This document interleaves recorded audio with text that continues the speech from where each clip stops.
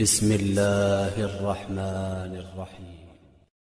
وعلیکم ورحمۃ اللہ وبرکاتہ۔ سورہ مبارکۃ الفاتحہ۔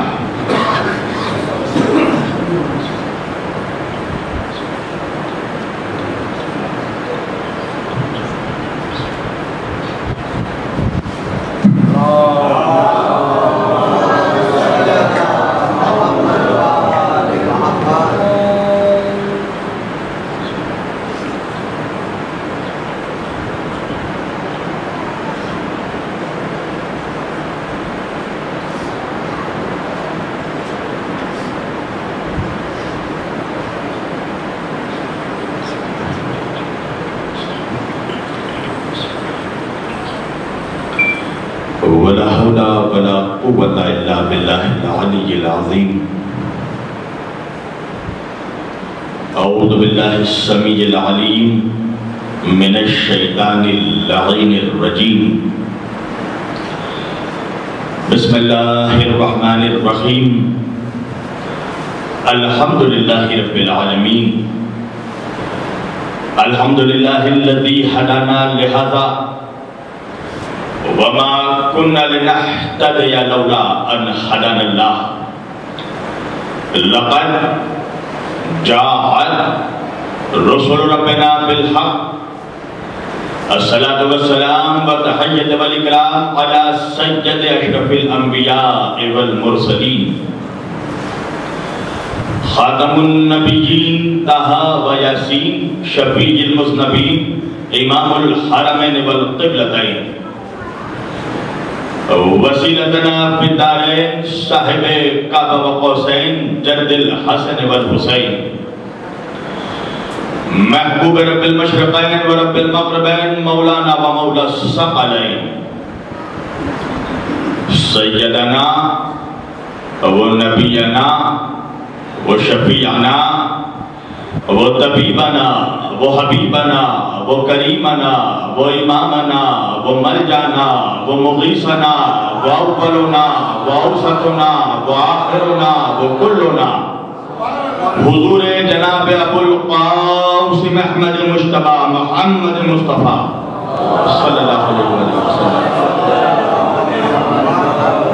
وأهل بيته الطيبين الطاهرين المعصومين المظلومين المنتخبين المنتجبين الغر الميامين، وأصحابه المتقين المنتخبين المنتجبين، ولعنة الله على أعدائهم أجمعين من يومنا هذا إلى قيام يوم الدين۔ أما بعد فقد قال الله تعالى في الفرقان الحميد والمحكم كتابه المجيد وقوله الحق۔ بسم الله الرحمن الرحيم۔ أطيعوا الله وأطيعوا الرسول وأولي الأمر منكم۔ صدق الله المولانا العلي العظيم وبلغنا رسوله النبي الأمين الكريم، ونحن على ذلك لمن الشاهدين والشاكرين، والحمد لله رب العالمين۔ ایک بار دیگر درود پڑھے محمد و آل محمد پر۔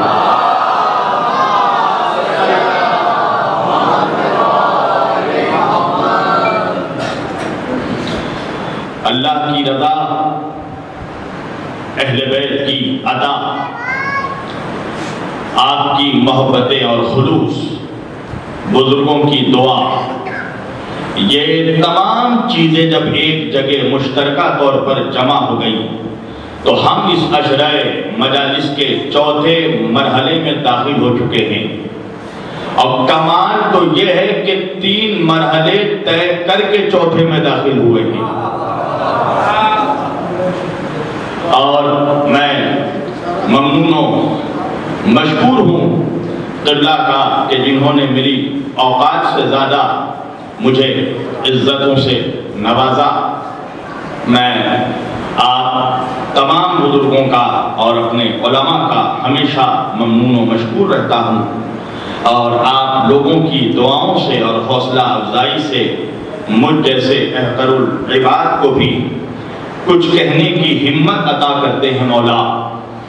عزیزان گرامی، مسلسل اس سن 2020 کے عشرۂ مجالس میں شاملی کرانا سے ہم اطاعت اور صاحبان امر کے عنوان پر گفتگو کر رہے ہیں، اور وہ گفتگو کہ جس کا آغاز ہم نے پہلے روز کیا تھا، آج وہ اپنے چوتھے مرحلے میں داخل ہو رہا ہے۔ ماشاءاللہ اللہ تعالیٰ نے، شاملی نے بہت بہترین انداز میں اپنی ذوق سماعت کا مظاہرہ کیا، اور انشاءاللہ میں امید کر رہا ہوں کہ آج سے لے کر اختتامی مراحل تک آپ لوگ اس روش ادراک میں میرے ہم سفر رہیں گے۔ میں نے اس عشرۂ مجالس کے لیے قرآن مجید کی جس آیت واقعی ہدایہ کو سرنامہ کلام میں موضوع گفتگو قرار دیا، اور سرنامہ سخن میں میں نے جس آیت کریمہ کی تلاوت کا شرف حاصل کیا، پروردگار کائنات کے مومنوں سے خطاب کر کے فرما رہا ہے، بسم اللہ الرحمن الرحیم، یا ایھا الذین آمنوا اطیعوا اللہ واطیعوا الرسول واولی الامر منکم، اللہ کی اطاعت کرو، اس کے رسول کی اطاعت کرو۔ دیکھیں یہ میرے لیے بہت شرف کی بات ہے کہ قبلہ ظفر عباس صاحب، مولانا اعتراض صاحب قبلہ بالکل میرے سامنے بیٹھے ہیں، اور یہ میری حوصلہ افزائی کے لیے یہاں پر تشریف لائے ہیں۔ بے شک میں ان کے قدموں کی خاک کے مقابلہ پہ کھڑے ہونے کے لائق خود کو نہیں سمجھتا ہوں، اس لیے ممبر پر بیٹھا ہوں تو ان سے اجازت لے کر، یہ تو مولا کے ذاکر ہیں، مولا کا ہر عزادار اور ہر عزادار کے جوتے کو شبیر وارسی اپنے سر کا تاج سمجھتا ہے۔ عزیزان گرامی، خدا بند کریم فرما رہا ہے، اے ایمان والو، اطیعوا اللہ، اللہ کی اطاعت کرو، واطیعوا الرسول، میرے رسول کی اطاعت کرو، واولی الامر منکم، اور صاحبان امر کی اطاعت کرو۔ گزشتہ 3 روز میں نے آپ لوگوں کے درمیان اس بات کی وضاحت کی بھرپور کوشش کی، اور آپ لوگوں کو یہ میں نے واضح کیا کہ یہ جو اولی الامر سے مراد بادشاہ لیا جاتا ہے، تو نہ اس اولی الامر سے مراد بادشاہ ہو سکتے ہیں، نہ اس اولی الامر سے مراد حاکم ہو سکتے ہیں، نہ اس اولی الامر سے مراد کمانڈر ہو سکتے ہیں، نہ اس اولی الامر سے مراد نقیب ہو سکتے ہیں۔ اس لیے کہ جب اللہ نے رسول کی اطاعت کا لفظ استعمال کیا تو صاحبان امر کے لیے الگ سے اطیعوا نہیں کہا، بلکہ جیسے ہی کہا اطیعوا الرسول واولی الامر منکم، یعنی رسول کی اطاعت کرو اور صاحبان امر کی اطاعت کرو، منکم جو تم میں سے ہیں۔ میں نے کل سورہ جمعہ سے واضح کیا تھا کہ یہ وہی منکم ہے جو سورہ جمعہ کا منہم ہے۔ اللہ کہہ رہا ہے تم میں سے، اللہ یہ نہیں کہہ رہا تم جیسے، توجہ کیجئے گا۔ تو اب صاحبان امر وہ ہوں گے، میں نے وضاحت کی تھی کہ جب صاحبان امر اور رسول کی اطاعت ایک جیسی ہے، جب صاحبان امر اور رسول کی پیروی ایک جیسی ہے، تو پھر یہ بھی ماننا پڑے گا کہ صاحبان امر اور رسول کی خلقت بھی ایک جیسی ہوگی، صاحبان امر اور رسول کی عدالت بھی ایک جیسی ہوگی، صاحبان امر اور رسول کی اطاعت بھی ایک جیسی ہوگی۔ اور یہ تو بہت مشہور و معروف حدیث ہے، اللہ جانے کچھ خاکی بشر اس حدیث کا انکار کیوں کرتے ہیں، حالانکہ اس حدیث کو امام احمد بن حنبل نے فضائل صحابہ سے لے کر فرائض السنتین تک، امام جوینی تک انہوں نے، اور وہاں سے لے کر امام خوازمی نے اپنے مناقب میں، یہاں تک کہ امام ذہبی جیسے نقاد نے اپنی کتاب میزان الاعتدال میں بھی اس حدیث کو لکھا کہ اللہ کے رسول نے فرمایا اول ما خلق اللہ نوری وانا وعلی من نور واحد، میں اور علی ایک نور کے 2 حصے ہیں، اللہ نے سب سے پہلے ہمارے نور کو خلق کیا۔ اب مسند فردوس میں علامہ دیلمی نے، اور مسند اور فضائل صحابہ میں امام احمد بن حنبل نے جو وضاحت کی اور الگ متن کے ساتھ اس حدیث کو نقل کیا کہ اللہ کے رسول نے فرمایا کہ اللہ نے آدم کی خلقت سے 14,000 سال پہلے میرے اور علی کے نور کو خلق کیا، اور ہمارا نور عرش الہی پر معلق تھا، ہم عرش الہی پر اللہ کی تسبیح پڑھتے تھے، ہم عرش الہی پر اللہ کی تصدیق کرتے تھے۔ توجہ کیجئے گا، یہ میرے آقا کا ارشاد ہے، اور اس کے بعد میرے نبی نے یہاں تک فرمایا کہ بھائی میرے بعد 12 خلیفہ ہوں گے۔ الگ الگ متن میں میں 6-7 روایتیں ہیں.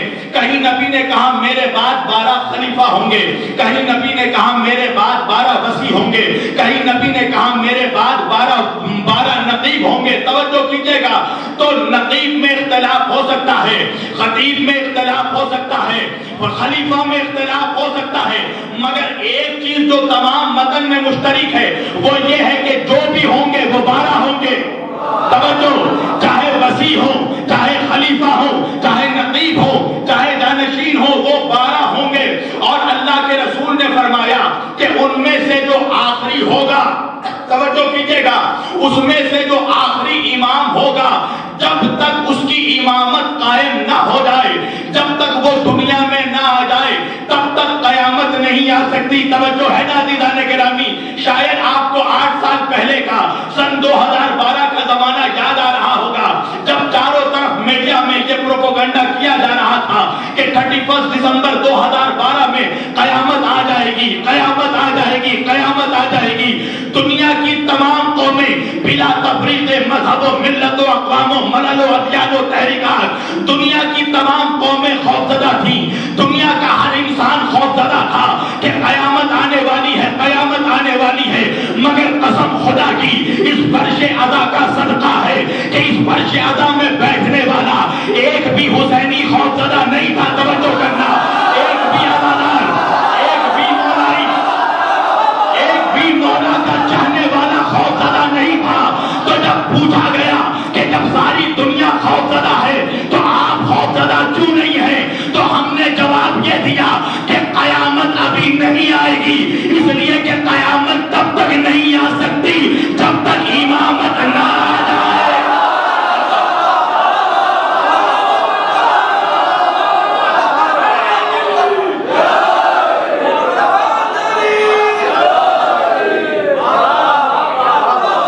اس وقت تک قیامت نہیں آ سکتی جب تک امامت نہ آ جائے.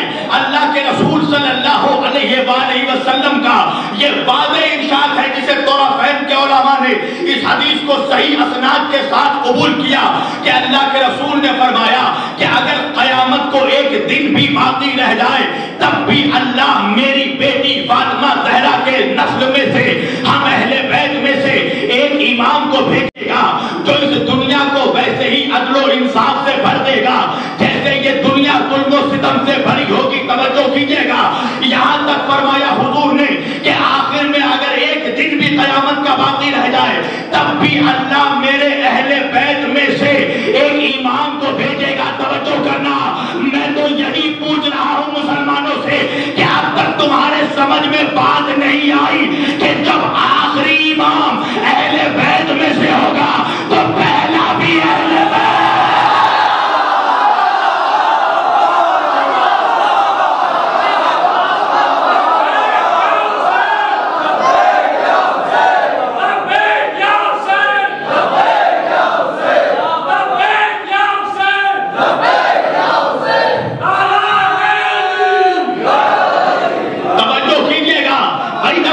سے ہی پوچھ لو نا کہ جب آخری اہل بیت میں سے ہوگا تو پھر یہ بھی ماننا پڑے گا کہ پہلا بھی اہل بیت میں سے ہوگا.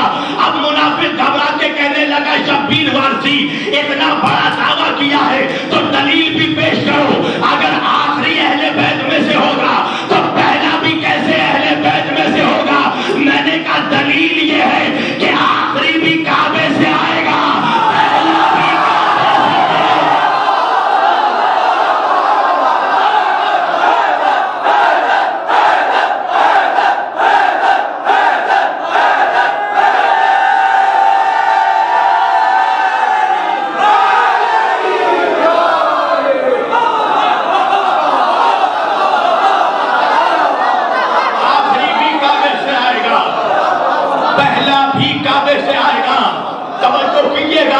میں نے کل کہا نا اللہ قرآن میں فرما رہا ہے امام دو طرح کے ہیں دنیا میں.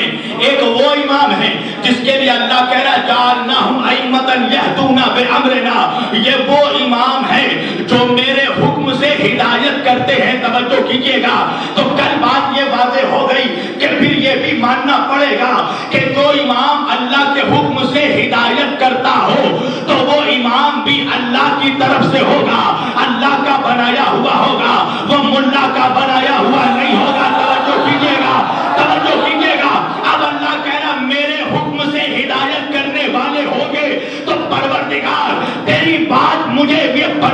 سمجھ میں نہیں آتی کہ تو اپنا حکم دیتا کیسے ہے. تو نے پہلے انبیاء کو حکم دیا, آدم سے لے کر خاتم تک اپنے احکام کو بھیجا, تو بیچ میں ذریعہ کون بنا؟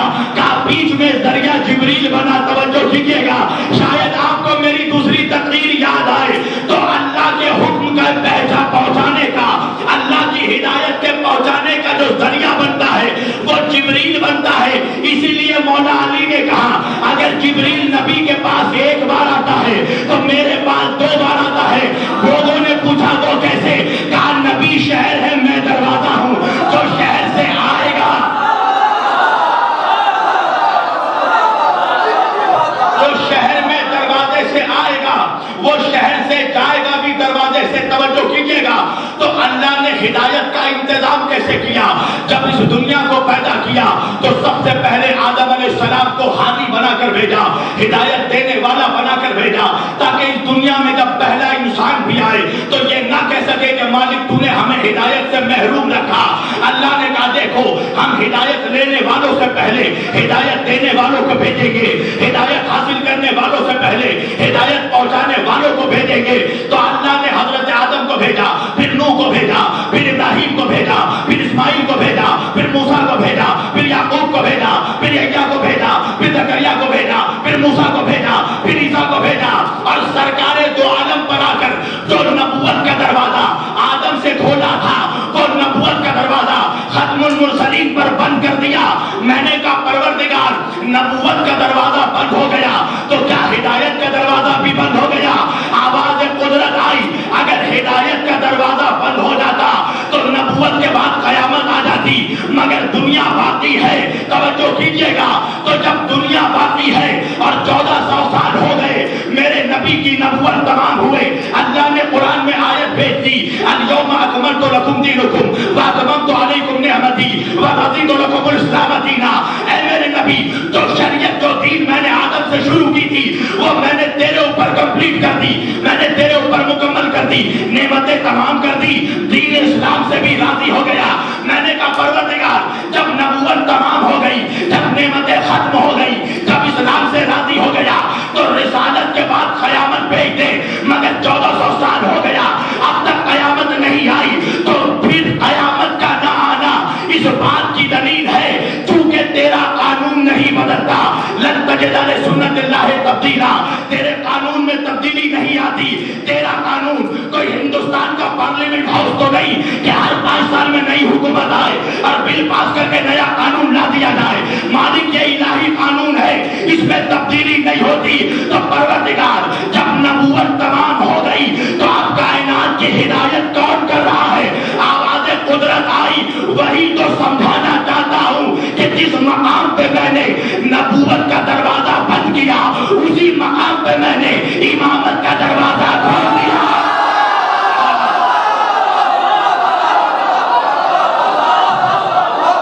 جس مقام پہ میں نے نبوت کے دروازے کو بند کیا اسی مقام پہ میں نے امامت کا دروازہ کھول دیا. میں نے کہا پروردگار جب ہدایت نبیوں کے ذریعہ کروا رہا تھا تو قیامت تک نبیوں کے ذریعہ ہدایت کرواتا. یہ نبوت کو روک کر امامت کا آغاز کیوں کیا؟ یہ نبوت کا دروازہ بند کر کے امامت کا دروازہ کیوں کھول دیا؟ اس لیے کہ تیرے قانون میں تبدیلی نہیں ہوتی. مگر جب تو نے نبوت کا دروازہ بند کر دیا, امامت کا دروازہ کھول دیا, تو مالک کچھ تو فرق ہوگا نبوت میں اور امامت میں. توجہ کرنا, مالک فرق کیا ہے؟ اللہ نے کہا سن, نبیوں کا کام تھا پیغام کو پہنچانا, نبیوں کا کام تھا اسلام کو پہنچانا, نبیوں کا کام تھا شریعت کو پہنچانا, نبیوں کا کام تھا ہدایت کو پہنچانا, اور اماموں کا کام ہے اسی شریعت کو بچانا, اماموں کا کام ہے اسی ہدایت کو بچانا. توجہ کیجیے گا. تو نبیوں کا کام ہے اسلام پہنچانا, اماموں کا کام ہے اسلام کو بچانا, نبیوں کا کام ہے شریعت کو پہنچانا, اماموں کا کام ہے اسی شریعت کو بچانا, نبوت کا کام ہے کعبے کو پہنچانا, امامت کا کام ہے اسی کعبے کو بچانا. میں نے کہا بات سمجھ میں آ گئی. 61 ہجری 10 محرم الحرام کو علی کا بیٹا حسین ابن علی اپنے وقت کا امام تھا. حسین کربلا میں شریعت پہنچانے نہیں گئے تھے, نانا کی شریعت کو بچانے گئے.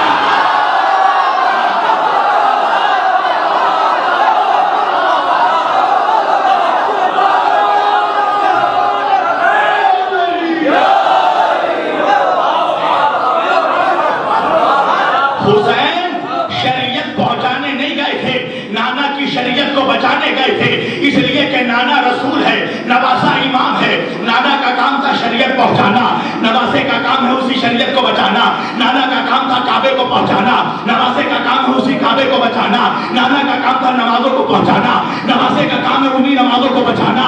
نانا کا کام تھا سجدوں کو پہنچانا، نواسے کا کام ہے اسی سجدے کو بچانا۔ نانا کا کام تھا روزے کو پہنچانا، نواسے کا کام ہے اسی روزے کو بچانا۔ نانا کا کام تھا حج کو پہنچانا، نواسے کا کام ہے اسی حج کو بچانا۔ نانا کا کام تھا زکات کو پہنچانا، نواسے کا کام ہے اسی زکات کو بچانا۔ نانا کا کام تھا قرآن کو پہنچانا، نواسے کا کام ہے اسی قرآن کو بچانا۔ اب زمانے والے پوچھنے لگے مولانا کون نانا کون نواسا؟ میں نے کہا سن، نہ اس نانا کے جیسا کوئی نانا ہوا، نہ اس نواسے کے جیسا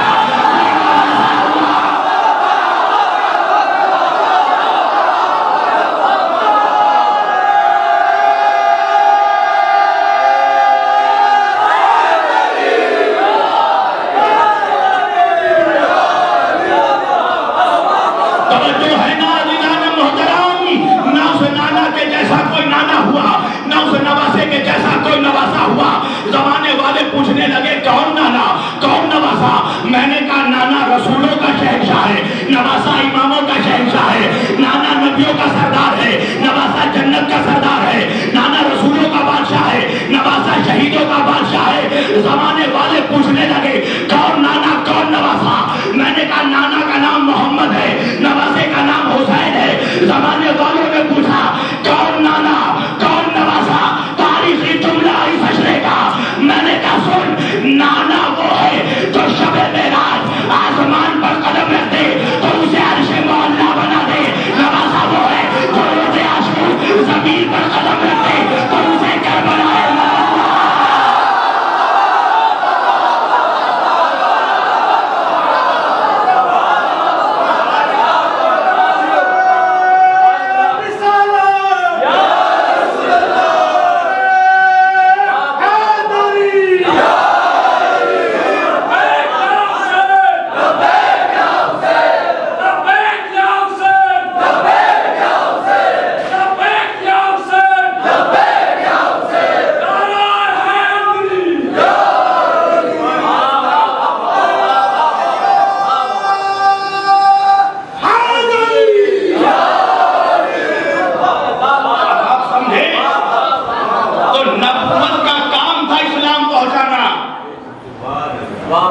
امامت کا کام ہے اسی اسلام کو بچانا، نبوت کا کام تھا شریعت کو پہنچانا، امامت کا کام ہے اسی شریعت کو بچانا۔ توجہ کیجئے گا، اس لیے میرے آقا نے حجۃ الوداع میں فرمایا انی تارک فیکم الثقلین کتاب اللہ و عترتی و اہل بیتی۔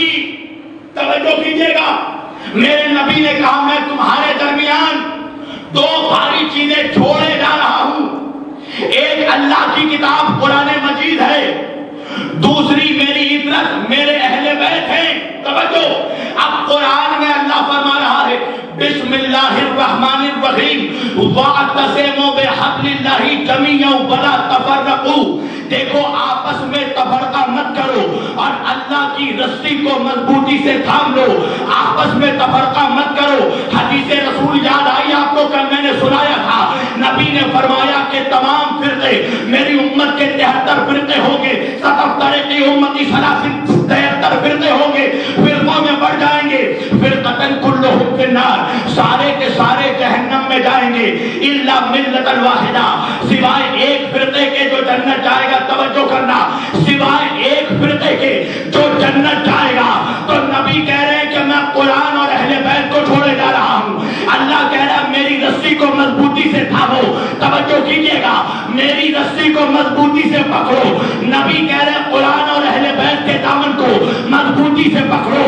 تو ایک بات تو کلیئر ہو گئی کہ اللہ قرآن میں جس رسی کی بات کر رہا ہے وہ رسی قرآن اور اہل بیت ہے۔ توجہ کرنا، اب آؤ میں دیکھتا ہوں قرآن کے لیے قرآن میں کیا جملہ ہے اور اہل بیت کے لیے قرآن میں کیا جملہ ہے۔ قرآن نے کہا لا ریب ولا یابس الا فی کتاب مبین، ہر خشک و تر ہر شے کتاب مبین میں جمع ہے۔ اور امام کے لیے کہا مبین، ہم نے ہر شے کا علم امام مبین میں جمع کر دیا۔ تو اب مسلمانوں کو ماننا پڑے گا کہ نبی دو چیز چھوڑ کر گئے، قرآن اور اہل بیت۔ تو بھائی اگر کتاب مبین قرآن ہوگا تو پھر ماننا پڑے گا کہ امام مبین اہل بیت میں سے ہوگا۔ ایک صلوات پڑھے محمد والے محمد پر۔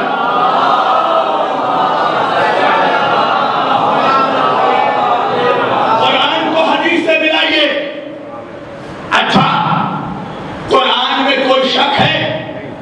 یا آج کل جو مشکوک شجرے والے کہہ رہے ہیں نا امکان خطا، وقوع خطا، کہہ رہے ہم بھی اہل بیت کو معصوم نہیں محفوظ مانتے ہیں، مگر نعوذ باللہ امکان ہے، استغفر اللہ، خطا کا نعوذ باللہ استغفر اللہ امکان ہے۔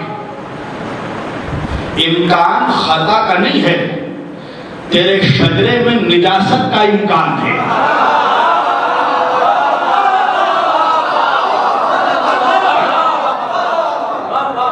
نبی تیرے دو چیزیں چھوڑے جا رہا ہوں، قرآن اور اہل بیت، اور دونوں ہیں ثقلین، برابر کا وزن، دونوں رتبے میں برابر، مقام میں برابر، علم میں برابر، حکمت میں برابر، ہدایت میں برابر۔ تو عجیب مسلمان ہے، جب علم میں برابر، جب حکمت میں برابر، جب ہدایت میں برابر، جب حکایت میں برابر، تو یہ بھی تو مان لے کہ عصمت میں بھی برابر۔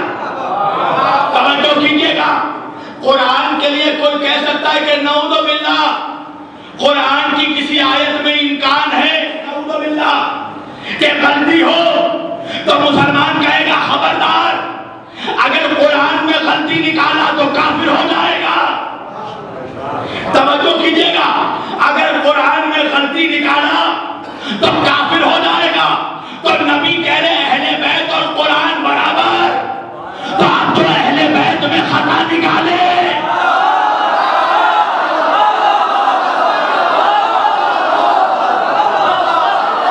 اب جو اہل بیت میں خطا ڈھونڈے، کوئی کہہ سکتا ہے کہ قرآن معصوم نہیں، تو پھر کوئی یہ کیسے کہہ سکتا ہے کہ اہل بیت معصوم نہیں؟ توجہ کیجئے گا، یہ کوئی نہیں کہہ سکتا۔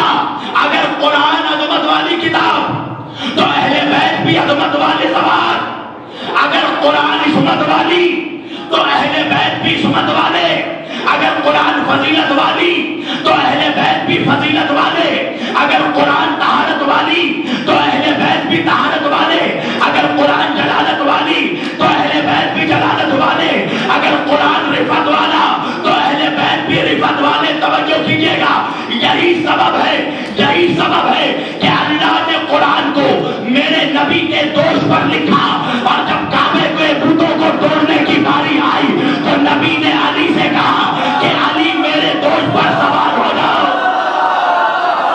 توجہ کیجئے گا، علی میرے دوش پر سوار ہو جاؤ۔ مولوی گھبرا کے کہنے لگا آپ نے تو علی کو نبی سے بڑھا دیا۔ میں نے کہا وہ کیسے؟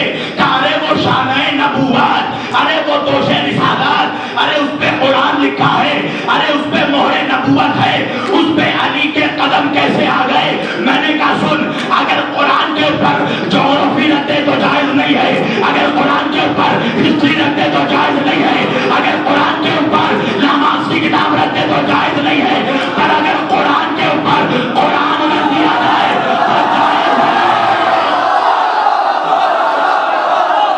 تو جناب مالک ابن اشتر نخعی نے کہا کہ تمہارے پاس تو بولتا ہوا قرآن موجود ہے، اور وہ ہے علی، اور سنیے قسم خدا کی، بغیر اہل بیت کے، بغیر علی کے قرآن سمجھ میں بھی نہیں آ سکتا۔ اور آج ایک جملہ کہوں گا، مجھے معلوم ہے شاید اس جملے کے بعد ہندوستان سے لے کر پاکستان تک تمام منافقوں کی سوسائٹی میں ایک ہلچل پیدا ہو جائے، مگر مجھے کہنے دیجئے کہ 1400 سال ہو گئے مگر اب تک مسلمانوں کو صحیح سے قرآن اس لیے سمجھ میں نہیں آیا، اس لیے کہ اگر سمجھ میں آ جاتا تو 73 فرقے نہیں ہوتے. 73 فرقہ ہونا یہ دلیل ہے کہ کسی نے بھی قرآن کو صحیح سے نہیں سمجھا. وجہ یہ ہے مسلمانوں کہ 1400 سال ہو گئے تم آج تک قرآن کو سمجھ نہیں پائے، اس لیے کہ تم نے قرآن علی سے نہیں لیا.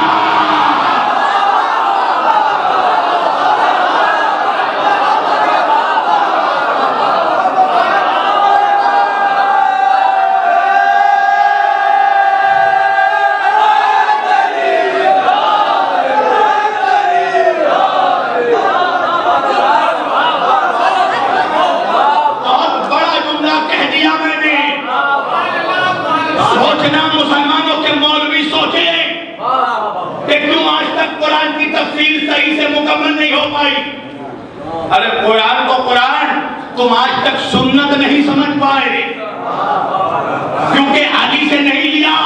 اور یہ شیعوں کی کتاب نہیں، ابن حجر مکی سنیوں کا بہت بڑا امام عالم دین صاحب سوائق محرقہ، سوائق محرقہ میں لکھا ہے، جس کو دیکھنا ہے ابھی میرے پاس میرے موبائل میں بھی PDF موجود ہے، ممبر پر اتروں گا دیکھ لینا.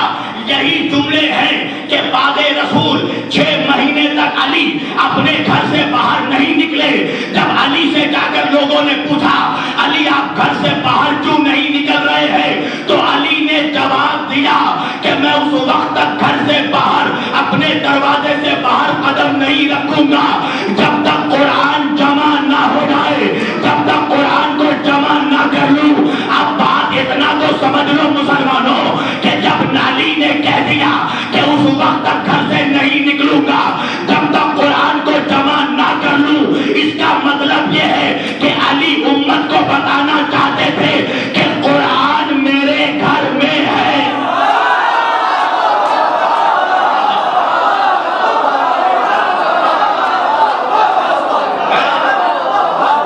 علی امت کو بتانا چاہتے تھے.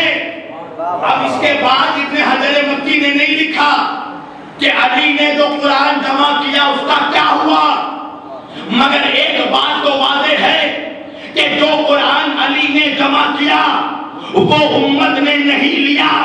اس لیے کہ اگر امت علی کی جمع کی ہوئی قرآن لے چکی ہوتی تو پھر تیسری خلافت میں قرآن کو جمع کرنے کی ضرورت نہ پڑتی. اور تاریخی بات کہہ رہا ہوں، پہلی خلافت میں بھی زید بن ثابت سے قرآن کو جمع کروایا گیا، مگر اس کے باوجود بھی عبداللہ بن مسعود کو بلا کر جن کے پاس وہ قرآن تھا کوفے میں، اس قرآن کو ضبط کیا گیا اور پھر قرآن کو جمع کرنے کے کام کا آغاز کیا گیا. توجہ، تو آیتوں کو جمع کیا گیا. کیسے جمع کیا گیا؟ جس کو جو آیت یاد تھی وہ دربار میں آ کر سناتا گیا، جس کو جو سورہ یاد تھا وہ دربار میں آ کر سناتا گیا، اور اس طرح قرآن کو جمع کیا جانے لگا. مگر یہ کیا کہیے گا کہ قرآن کو ہر دور میں قرآن نازل کی ضرورت ہے. یہ کام بھی علی کے بغیر مکمل نہیں ہو سکا جب تک علی کی مدد نہ لی گئی. ایک واقعہ آپ کے گوشے گزار کروں گا. جب قرآن کو جمع کیا جا رہا تھا، جو آیت آ کر سناتا تھا اس کو قرآن میں شامل کیا جاتا تھا، جمع کیا جاتا تھا. توجہ کیجیے گا، ایک مسلمان آیا، ایک صحابی آیا اور اس نے قرآن کی ایک آیت کی تلاوت کی. سنیے گا آیت کیا ہے. اس نے تلاوت کی کہ میں نے اللہ کے رسول سے اس آیت کو سنا ہے کہ نبی نے تلاوت فرمایا کہ اللہ نے میرے نبی سے کہا، ہمارے نبی سے کہا. کیا کہا؟ ومن ارسلنا من قبلک من رسلنا. اے میرے حبیب، اے میرے رسول، اپنے پہلے گزر جانے والے نبیوں سے پوچھئے، اپنے پہلے گزر جانے والے رسولوں سے پوچھئے. توجہ کیجیے گا کہ ان کو رسالت کیسے ملی، ان کو نبوت کیسے ملی. اب دربار سجا، ایک اجماعی فیصلہ ہوا. دیکھیے اجماع کیا ہے. اجماعی فیصلہ ہوا اور فیصلہ یہ ہوا کہ یہ قرآن کی آیت نہیں ہو سکتی، یہ قرآن کی آیت نہیں ہو سکتی. کیوں نہیں ہو سکتی؟ کہ اس لیے نہیں ہو سکتی کہ اللہ آخری پیغمبر سے کہہ رہا ہے کہ اے آخری پیغمبر اپنے پہلے گزر جانے والے رسولوں سے پوچھئے کہ ان کو رسالت کیسے ملی. یہ قرآن کی آیت نہیں ہو سکتی، اس لیے کہ پہلے گزر جانے والے نبیوں کے زمانے میں تو محمد تھے نہیں. آدم کے زمانے میں محمد نہیں تھے، موسیٰ کے زمانے میں محمد نہیں تھے. توجہ کیجئے گا، موسیٰ محمد کے زمانے میں نہیں ہے، آدم محمد کے زمانے میں نہیں ہے، شیش محمد کے زمانے میں نہیں ہے، ابراہیم محمد کے زمانے میں نہیں ہے، اسماعیل محمد کے زمانے میں نہیں ہے، عیسیٰ محمد کے زمانے میں نہیں ہے. تو نبی پوچھ کیسے سکتے ہیں؟ توجہ کیجئے گا، اسی بزم میں حضرت سلمان فارسی جس کے لیے نبی نے کہا السلمان منا اہل البیت، 10ویں درجے کا ایمان، اپنے مقام سے کھڑا ہوا. کہا ایک مرتبہ علی سے بھی پوچھ لیا جائے. کہا دربار میں علی کو بلایا جائے. مولا علی کو بلایا گیا. کہا مولا دیکھیے، ایک صحابی یہ آیت لے کر آیا ہے کہ اللہ آخری نبی سے کہہ رہا ہے کہ اپنے پہلے گزر جانے والے نبیوں سے پوچھو کہ ان کو رسالت کیسے ملی. یہ قرآن کی آیت کیسے ہو سکتی ہے؟ اس لیے کہ آدم محمد کے دور میں نہیں تھے، موسیٰ محمد کے دور میں نہیں تھے، عیسیٰ محمد کے دور میں نہیں تھے. ایک مرتبہ علی نے مسکرا کر کہا تو کیا ہو گیا اگر آدم محمد کے دور میں نہیں تھے؟ تو کیا ہو گیا اگر موسیٰ محمد کے دور میں نہیں تھے؟ تو کیا ہو گیا اگر عیسیٰ محمد کے دور میں نہیں تھے؟ آدم محمد کے دور میں نہیں تھے مگر محمد آدم کے دور میں تھے. محمد موسیٰ کے محمد آدم کے دور میں تھے، محمد موسیٰ کے دور میں تھے، محمد عیسیٰ کے دور میں تھے، محمد ابراہیم کے دور میں تھے، محمد زکریا کے دور میں تھے. تو لوگوں نے کہا تو آپ ہی بتا دیجئے کہ یہ آیت کہاں نازل ہوئی. تو میرے مولا نے فرمایا کہ جب عرش الہی پر نبی شب معراج پہنچے اور سارے انبیاء سب بچھا کر میرے نبی کے استقبال میں کھڑے تھے، اس وقت یہ آیت نازل ہوئی کہ اے میرے محمد ذرا ان پیغمبروں سے پوچھو جو تم سے پہلے گزر گئے کہ ان کو رسالت کیسے ملی. توجہ کیجئے گا، سارا مجمع سائلنٹ ہو گیا، سارا مجمع خاموش ہو گیا اور سب نے مان لیا کہ علی جو کہہ رہے ہیں وہ سچ ہے. توجہ کیجئے گا، کسی نے بھی پڑھ کر نہیں پوچھا کہ علی آپ کو کیسے معلوم، آپ تو معراج میں نہیں تھے.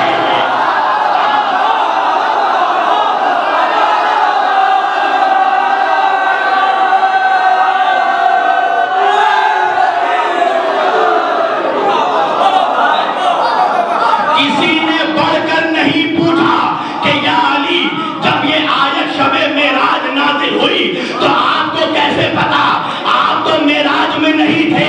سارے صحابہ کی خاموشی اس بات کی دلیل ہے کہ صحابہ کو بھی پتا تھا کہ عرش پر اکیلے محمد نہیں علی بھی تھا.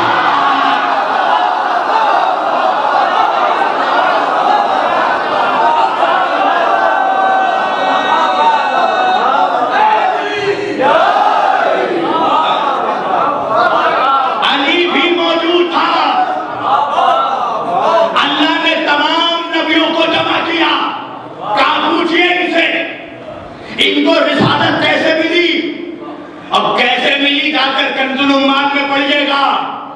توجہ، بعد میں کبھی بیان کروں گا. بہرحال ہوا کیا، اللہ کا حکم آیا کہ تمام انبیاء کو اس وقت تمام انبیاء نماز کی صف میں کھڑے ہو جائیں. تو سوال پیدا ہوا کہ تمام نبیوں کی امامت کون کرے گا. تو مفسرین نے لکھا کہ اسی وقت حضرت جبریل علیہ السلام کو حکم ہوا اور جبریل علیہ السلام آگے بڑھے اور آگے بڑھ کے نبی کے ہاتھوں کو اٹھایا اور اٹھا کر کہا کہ یہ امامت کریں گے. بریکٹ میں ایک جملہ لکھا تھا کہ کیا عظمت ہے میرے نبی کی، کیا عظمت ہے مصطفیٰ کی کہ جن کے ہاتھوں کو جبریل نے اٹھایا.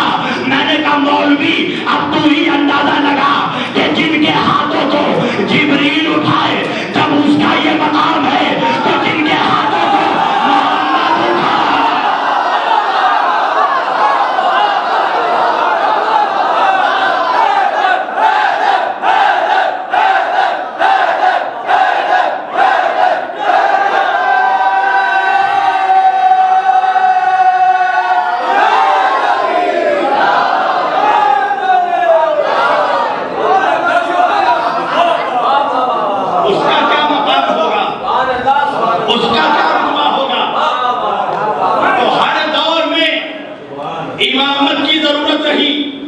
بس میں آ رہا ہوں، سمیٹ رہا ہوں۔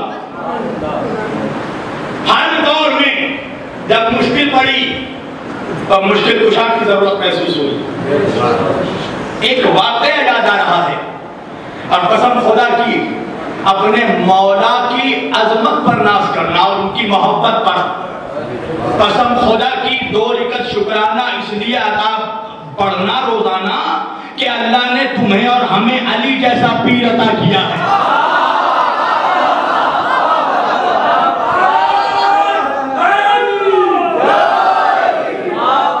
علی جیسا امام عطا کیا۔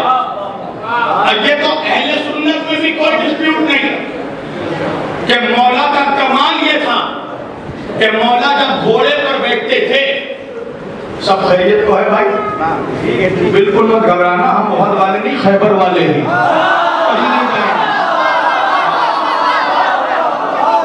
جو پڑھ رہا ہوں وہ پڑھ کر آیا ہوں، کوئی ٹینشن کی بات نہیں۔ جب دل میں علی کی ولایت ہے نا، بزدلی نکل چکی ہے۔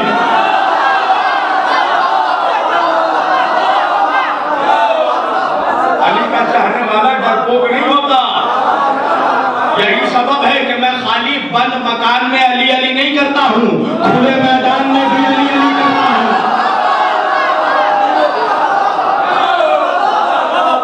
یہاں تو سارے مومن بیٹھے ہیں،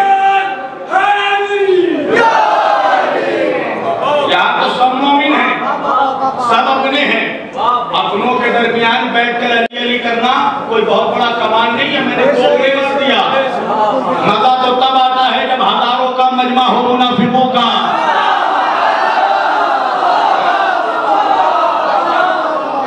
وہاں پر میں حق سیدہ پڑھتا ہوں الحمدللہ، وہاں پر حق علی پڑھتا ہوں، ولایت پڑھتا ہوں۔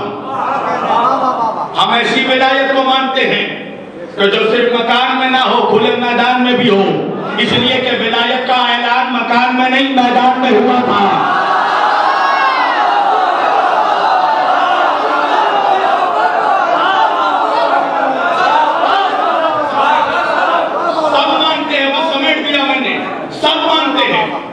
یہ بات تو سب کے یہاں متفق ہے، متفق نہیں ہے کہ مولا علی جب گھوڑے پر سوار ہوتے تھے تو ایک رکابی میں جب بایاں پیر رکھے تھے تو اس سے پہلے کہ دوسرے رکاب میں دایاں پیر رکھیں علی قرآن مکمل کر دیتے تھے۔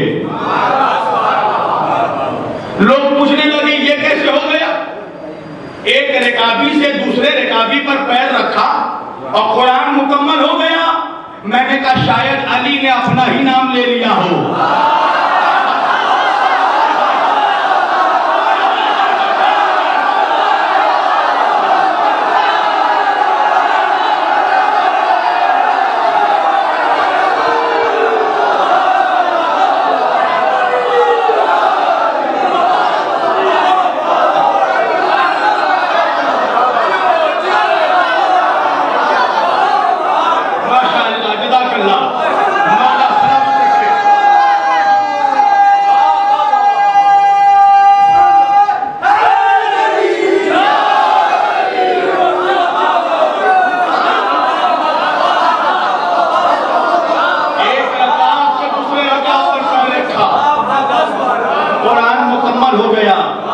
شاید علی نے بھی کہا ہو یا علی۔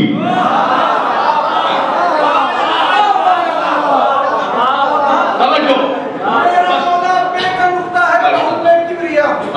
میرا مولا بے کا نقطہ ہے بہت میں کبریا، تاکہ اس کو مظہر ذات جلی کہنا پڑے، اور اس لیے بسم اللہ شامل ہر کر دیا ہر کام میں، جو بشر اللہ کہے پہلے علی کا۔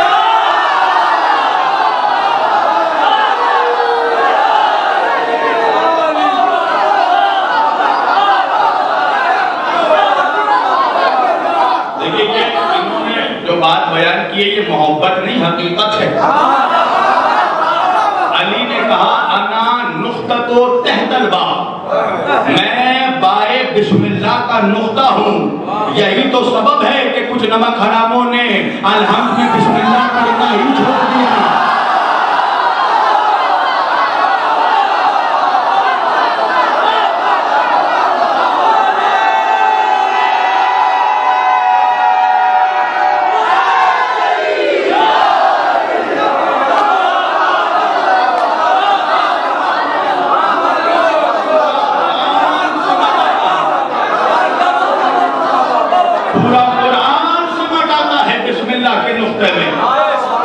توجہ، بس ایک بات کار سمیٹ رہا ہوں، ایک رکعت سے دوسرے رکعت پر پیر رکھا اور قرآن مکمل ہو گیا. توجہ، ایک رکعت سے دوسرے رکعت پر رکھا، قرآن مکمل. یہی ایک رکعت کا واقعہ مجھے یاد آ گیا. سنیے، علم علی کا اندازہ لگا لینا کم از کم، حالانکہ اس کے حد کے سائے تک بھی تم اور ہم نہیں پہنچ سکتے، مگر سوچنا کم از کم کہ اس کے علم کا کمال کیا ہوگا، اور ناز کرنا اپنے مولا پہ کہ اللہ نے ایسا مولا عطا کیا.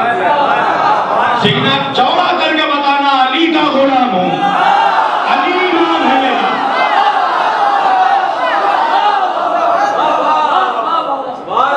واقعہ یہ ہے کہ علی ایک مرتبہ گھوڑے پر بیٹھ رہے تھے، ایک رکعت میں بایاں پیر رکھا اور اس سے پہلے کے دوسرے رکعت میں دایاں قدم رکھے.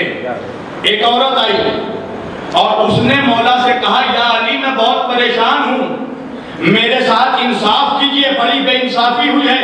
علی نے کہا، بتا کیا ہوا؟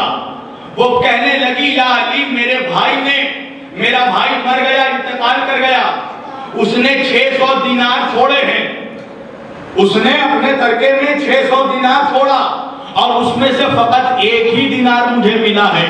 مولا نے مسکرا کر کہا، اس کا مطلب یہ ہے کہ تیرے بھائی کی ایک ماں ہے، ایک بیوی ہے، 2 بیٹی ہے، 12 بھائی ہے اور 1 بہن ہے. کبھی ایسی باتیں بھی سن لیا کیجیے، یہ توجہ کیجیے گا. اور قدم رکھ دیا، کہا اس کا مطلب یہ ہے تیرے بھائی نے 600 دینار چھوڑے، تجھے 1 دینار ملا ہے ورثے میں. اس کا مطلب یہ ہے کہ تیرے بھائی کی 1 ماں، 1 بیوی، 2 بیٹی، 12 بھائی اور تو 1 بہن موجود ہے وارثوں میں. وہ کہنے لگی، مولا آپ نے کیسے بتا دیا؟ مولا میں تو شاید آپ سے اس سے پہلے ملی تک نہیں، اور آپ کو پورے میرے خاندان کا شجرہ معلوم ہے. میں نے کہا، یہ تو علی ہے، علی کی ذوالفقار کو بھی شجرہ معلوم تھا.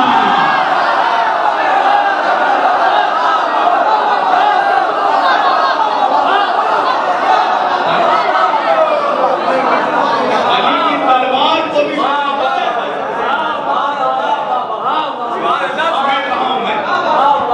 کہنے لگی، مولا آپ نے بالکل صحیح اور درست بتایا، مگر بتائیے مولا کہ یہ تفصیل کیسے ہوا؟ مولا نے کہا، سن، تیرے بھائی کی 2 بیٹی ہے اور بیٹی کا حق ورثے میں 2/3 ہوتا ہے، 2/3، تو 2 بیٹی کو 200 دینار ملے، ٹوٹل 400 دینار ملے. بیٹیوں کو، بیٹا موجود نہیں ہے، 200 دینار، 400 دینار ملے. کہا کہ ماں کا حق، جی ماں کا حق شریعت میں 4تھا ہے، 4/3 ہے.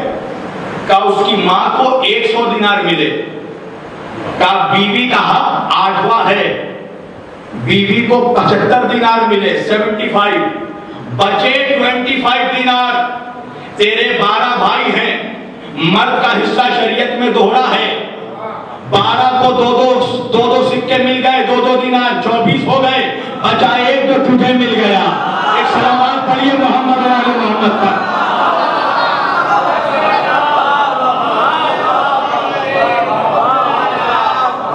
قسم خدا کی، اس کے علم کے سرحدوں تک کوئی نہیں پہنچ سکتا.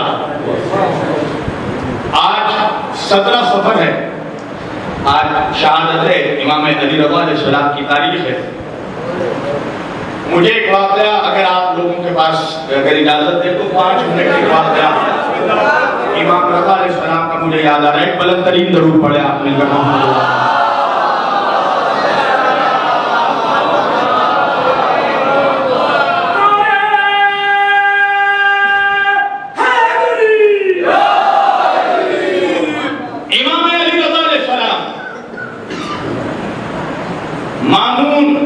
لعنتی، خبیث، منافق، دشمن اہل بیت، غاصب بادشاہ ہے.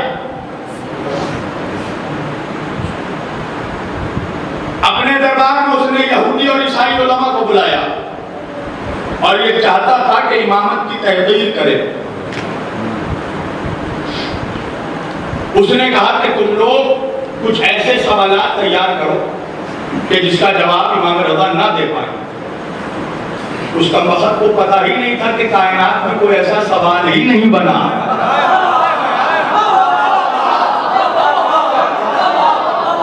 جس کا جواب علی کا علی پوتا نہ دے سکے. اور اس نے کہا کہ دیکھو جب امام رضا آئے علی ابن موسی رضا علیہ السلام تو تم لوگ اپنی جگہوں پہ بیٹھ کر رہنا، کھڑے مت ہونا. مگر یہ کمال ہے امامت اور یہ امامت کا جاہو جلال کہ جب پہلا قدم دربار میں رکھا تو علماء خود مامون اپنی جگہ سے کھڑا ہو گیا. ارے توجہ ہے، یہ تو امام ہے. کچھ واقعہ یاد آیا، ارے امام کو چھوڑو، غلام کی عظمت سمجھو. ابن زیاد نے بھی اپنے دربار میں اعلان کروایا تھا کہ جب مختار آئے تو کوئی کھڑے مت ہونا، مگر جب مختار آیا تو خود بھی کھڑے سے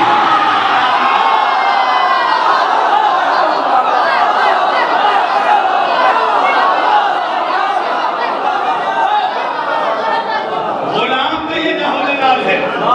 تو یہ تو وقت کا امام ہے. امام آئے، بہت شورٹ کر رہا ہوں میں.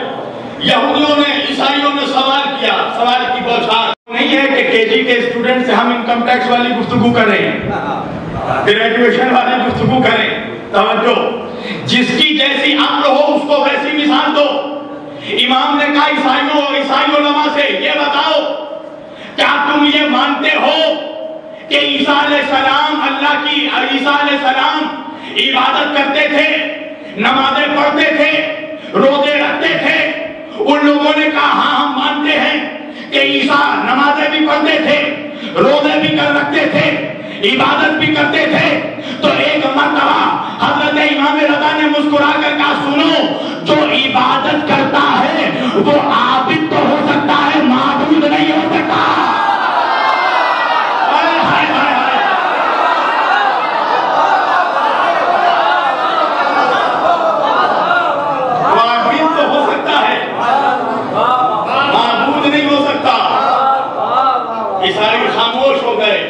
خاموشی دلیل ہے شکست کی. توجہ، وہ عیسائی تھے مگر بقراد نہیں تھے. آج کا کوئی مولوی ہوتا تو کچھ اور بولتا، اس لیے کہ بقرادیت کو اس امت کے رگوں میں گھس چکی ہے. توجہ، وہ عیسائی خاموش ہو گئے علم امامت کے آگے. ایک مرتبہ امام نے یہودیوں کو دیکھا اور کہا کہ یہ بتاؤ، اللہ نے حضرت موسیٰ علیہ السلام کو 2 معجزے عطا کیے تھے. ایک ید بیضا کا معجزہ کہ جب جیب میں ہاتھ ڈال کر نکالتے تھے تو ہاتھوں میں نور آ جاتا تھا، ید بیضا. اور دوسرا معجزہ کہ عصا پھینکتے تھے تو عصا سانپ میں تبدیل ہو جاتا تھا. معجزے دکھاتا تھا.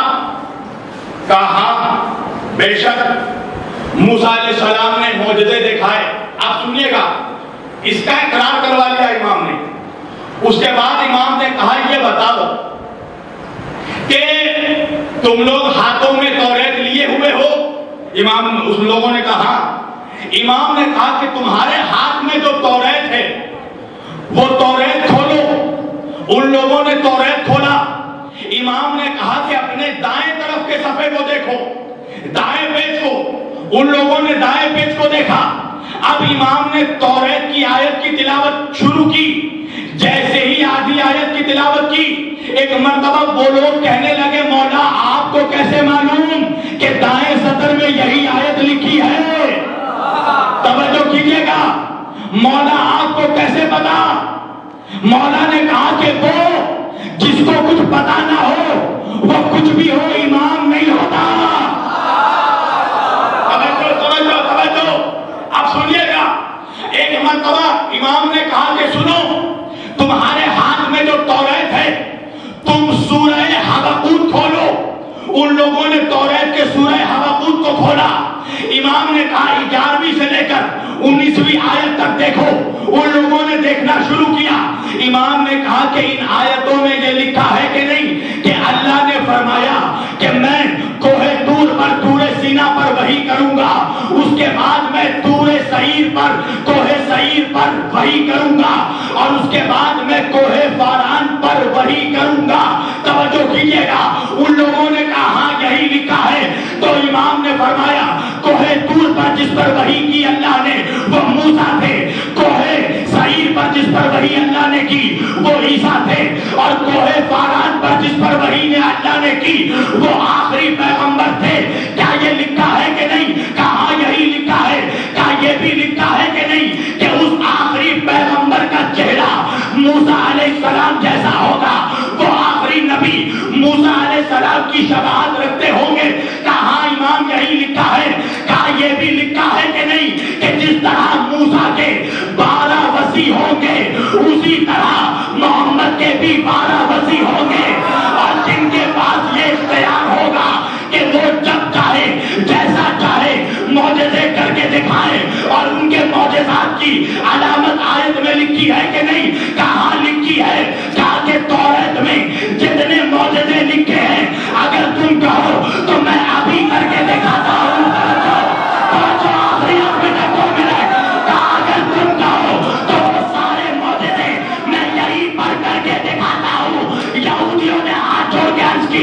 ہم نے آپ کو پہچانا نہیں, آپ کون ہیں؟ کہا وہ محمد جس کے 12 وصی ہے اس کا 8واں ہے.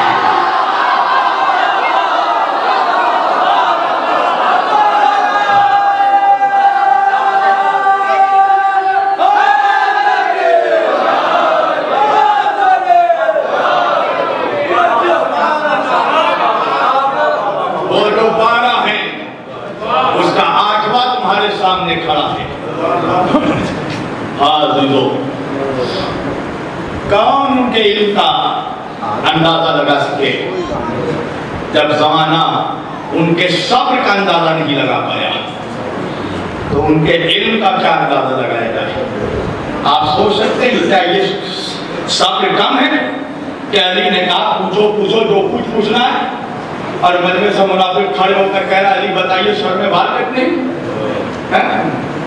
اگر میرے جیسا جاہل حقیر ذلیل بندہ منبر پر بیٹھ کر کہے کہ پوچھو تو کم از کم میرے جیسے حقیر سے بھی آپ لوگ علمی سوالات کریں گے کہ بھائی جب کہہ رہے ہیں تو علمی سوالات کریں. یعنی وہ کتنے بے غیرت ہوں گے. یعنی کہہ رہے ہیں کہ اگر کہو تو میں پانی سے بجلی نچوڑنے کا طریقہ بتا دوں, اور پوچھ رہے سر میں بات کتنی. قسم خدا کی یہ جو بے بسی میں آج یہ امت گری ہوئی ہے یہ صرف علی سے نمک حرامی کا نتیجہ ہے.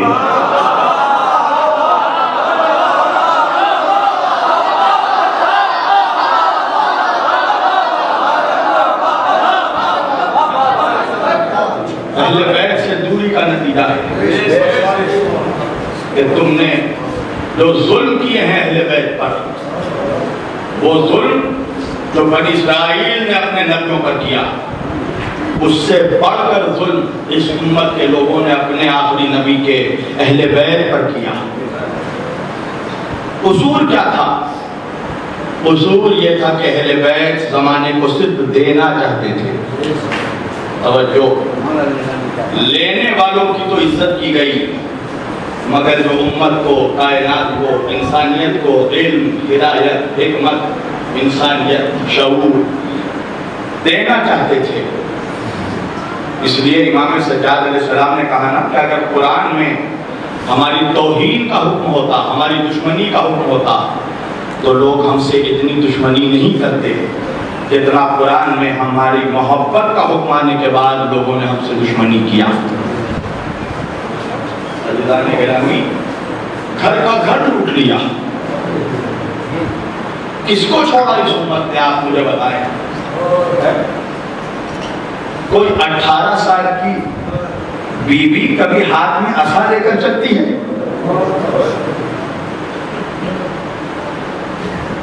کبھی سجدے میں کسی امام کو زر لگائی جاتی ہے؟ ایک نواسے کو اس کے نانا کے پہلو میں دفن نہیں ہونے دیا گیا، جنازے پر 1000 تیر برسائے گئے، سفید کفن سرخ ہو گیا۔ حاضرارو جب جنازہ واپس آیا نا تو زینب نے اپنے ہاتھوں سے تیر نکالا۔ میں کہوں گا شہزادی اپنی حسرت مٹا لیجئے، اس لیے کہ ایک بھائی کا جنازہ کربلا کے ریگزار پر پڑا ہوگا، تیروں پر معلق ہوگا، مگر آپ کو یہ موقع نہیں دیا جائے گا کہ اپنے بھائی کے جنازے سے تیر نکال سکے۔ رہتی دنیا تک زمانہ نہ اس بھائی کو بھول سکتا ہے، نہ زینب جیسی بہن کو بھول سکتا ہے، مگر ہاں عزاداروں، حسین اور زینب کے بعد تاریخ میں ایک اور بھائی اور بہن ملے کہ جس کی بھی کوئی مثال نہیں ملتی۔ وہ بھائی کوئی اور نہیں، ہمارے 8ویں امام ہیں، امام رضا، اور وہ بہن کوئی اور نہیں، وہ بہن معصومہ قوم ہیں۔ عزاداروں، کیا مصیبت برداشت کرنی پڑی اہل بیت کو۔ گھر کا گھر لوٹ گیا ایک دوپہر میں، کچھ تو رحم آ جاتا مگر رحم نہیں آیا۔ وہ بیٹا کہ جس نے اپنے بھائی کا کٹا ہوا سر دیکھا اس کو بھی شہید کیا گیا۔ مولا سجاد کے بعد مولا باقر کو بھی شہید کیا گیا، مولا باقر کے بعد مولا جعفر کو بھی شہید کیا گیا، امام جعفر کے بعد امام موسیٰ کاظم کو بھی شہید کیا گیا۔ اور میرا امام تو ایسا مظلوم امام ہے کہ جس کی ساری زندگی اسیری میں گزر گئی، قید خانے میں زندگی گزر گئی۔ عزادارو، جب اس پر بھی رحم نہیں آیا تو قید خانے میں زہر دیا گیا۔ انصاف سے بتائیے گا مجھے، یہ کیرانہ میں پڑھ رہا ہوں، یہاں مسلمانوں کی بستی ہے، مجھے انصاف سے بتائیے گا کہ اگر یہاں پر کوئی غریب ہو، کوئی فقیر مسلمان ہو، مر جائے، اس کا کوئی وارث نہ ہو، اس کے پاس کوئی جائیداد نہ ہو، دولت نہ ہو، تو کیا اس کے جنازے کو اسی طرح آپ گلیوں میں پڑے رہنے دیں گے؟ کہا نہیں مولانا، کچھ مسلمان نکلیں گے، نکلنے کے بعد اس کے کفن کا انتظام کریں گے، اس کی تدفین کا انتظام کریں گے، اس کے غسل کا انتظام کریں گے۔ عزادارو، آپ سن سکیں گے ایک عام مسلمان کا جنازہ گلیوں کی شاہراہوں میں نہیں پھینکا جاتا، مگر ہائے میرا ساتواں امام کے جنازے کو بغداد کے پل پر پھینک دیا گیا۔ 3 دنوں تک امام کا جنازہ بغداد کے پل میں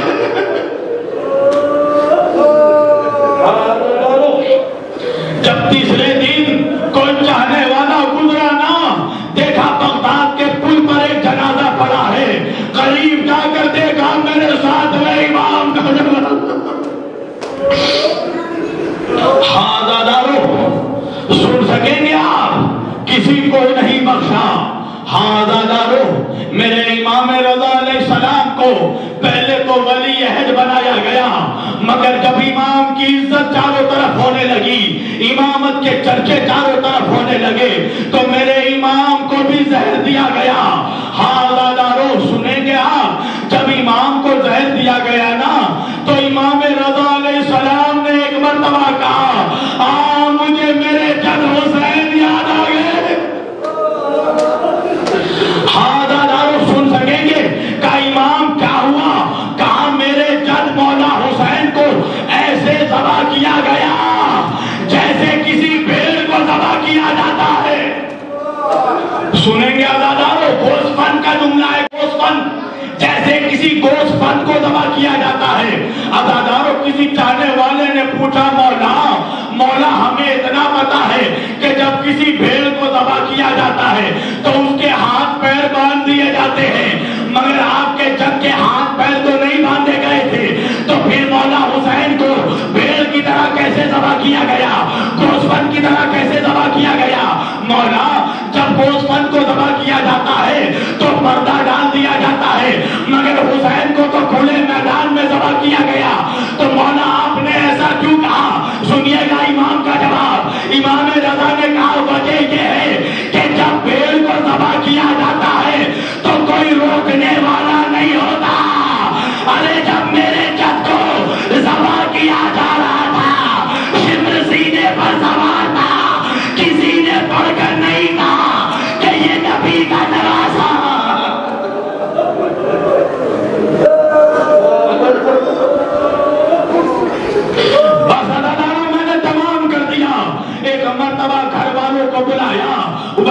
کی اب اسد کو خواجہ اب اسد کو بلایا, کہا کہ میرے غسل اور کفن تم مت کرنا, میرا غسل اور کفن کرنے کے لیے میرا بیٹا محمد تقی آئے گا. حاضرو امام محمد تقی علیہ السلام آئے, غسل بھی دیا, کفن بھی دیا.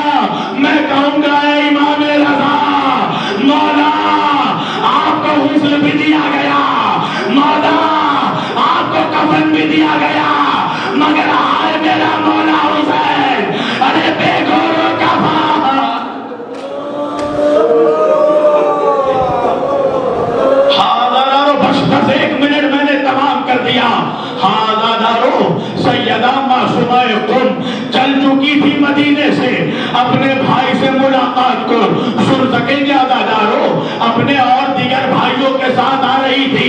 مامون کو جب خبر ملی تو راستے میں ہی امام رضا کے اور بھائیوں کو قتل کروا دیا.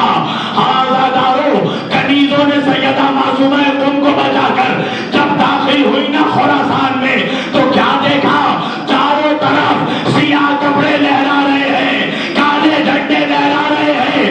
ایک مرتبہ معصومہ قم نے اپنی اماری سے کہا